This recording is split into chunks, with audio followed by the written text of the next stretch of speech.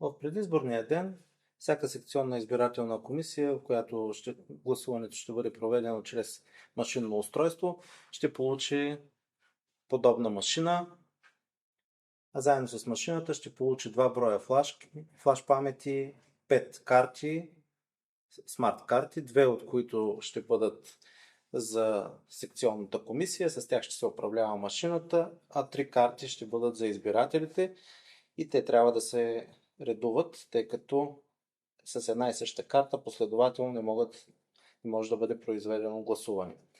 Освен това ще получите един запечатан плик с код, електрически удължител, батерия.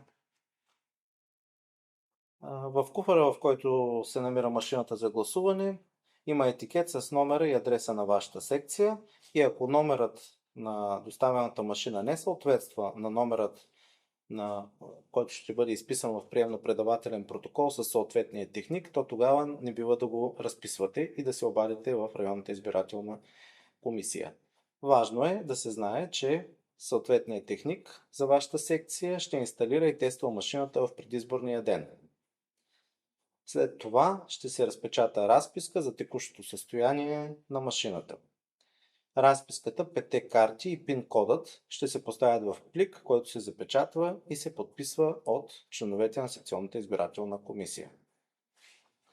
Преди началото на изборния ден, секционната избирателна комисия стартира машината, което се случва ето така, от този бутон. Той светва. Включено е захранването. За всеки случай и батерията може да е включена. Тук.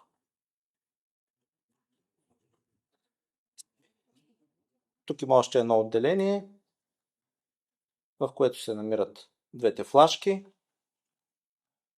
и отгоре има още едно отделение,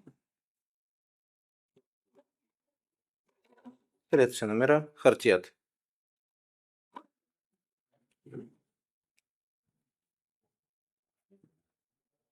За да започне изборния ден във вашата секция, всички отделения на машината, които показахме, трябва да са пломбирани. Машината е вече включена. Член на секционната избирателна комисия взима една от двете карти, които са предназначени за членовете на секционната избирателна комисия. Карва в машината. Въвежда кода, който имате от разписката. Трябва да внимавате, не трябва да се получава така. И натиска бутона Откриване на изборния ден. Отново излиза същия екран, отново въвеждате същия код.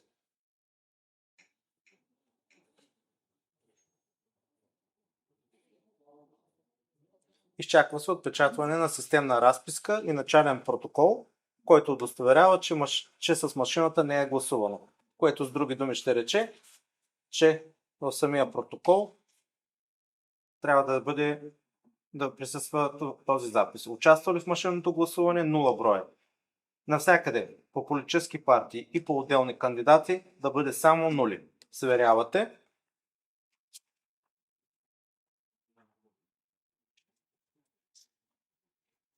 Навсякъде, както казахме, трябва да са нули. Натискате, ако сте се уверили, натискате приключи. Изваждате картата на секционните избирателни комисии и сте готови да започне гласуването във вашата избирателна секция с трите други карти, които са предназначени за гласоподаватели. След като сте обявили края на изборния ден във вашата секция, взимате една от картите, които са смарт картите, които са за членове на секционни избирателни комисии, слагате в слота и трябва да излезе следното меню. Натискате закриване на изборния ден, въвеждате съответния код, този тук е примерен,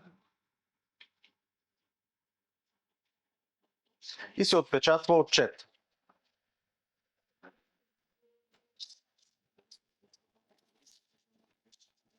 В този вид, като тук горе е броя гласували с машина във вашата секционна комисия. Много важно е този отчет да бъде подписан от всички членове на секционната избирателна комисия. След което приключвате машината и я изключвате от мрежата.